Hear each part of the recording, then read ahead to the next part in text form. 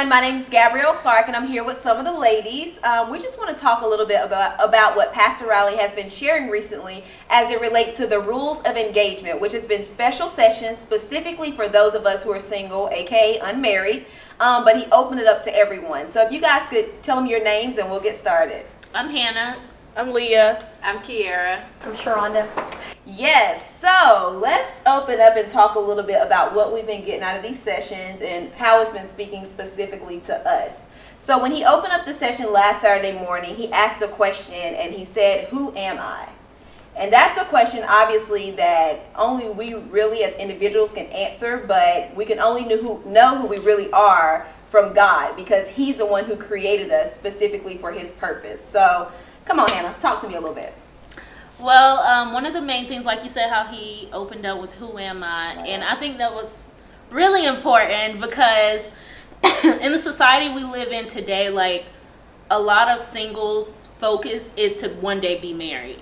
So it's like this mission of marriage. And Pastor was just kind of breaking it down, like our overall and number one focus should be discovering first of all who we are.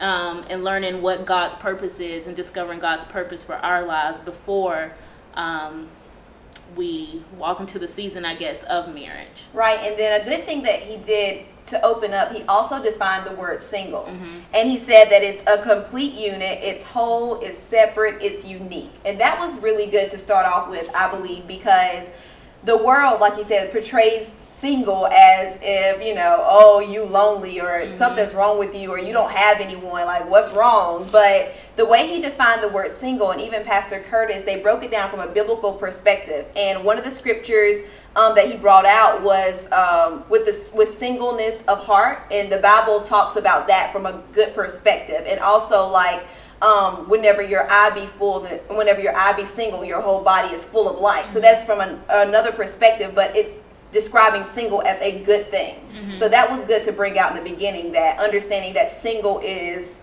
complete, whole, separate, it's unique. There's nothing wrong with being single. Right. Yeah. And then too, knowing that singleness is not like a waiting period until marriage. Like, like we said before, like, oh, I'm gonna go to college, I'm gonna get education, I'm gonna get a career, and then I'm gonna get married by 20 something and have kids by this time.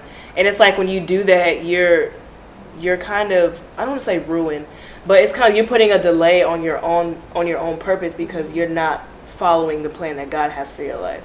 And so that's why it's important to like know who you are, because then you won't succumb to that peer pressure of, oh, I have to be married by this time, I have to have kids by this time, I have to have this and this and this. Right. And it's like, you give into that and then you marry somebody who's not even supposed to be with you, and then that kind of goes into like the generation thing and how generations come out of you and how we're supposed to have righteous seed on the earth. So it's just better for you to follow God's plan for your life.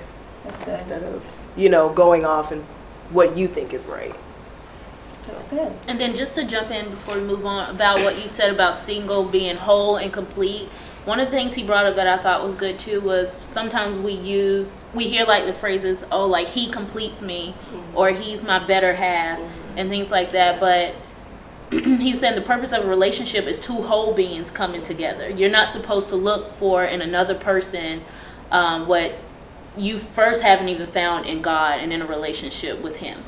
Right, and then he also brought up the verse that we're made in the image of God, after his likeness, and in God is fullness. There's nothing part or half about him. So if we're made in his image, we should be whole just like he is.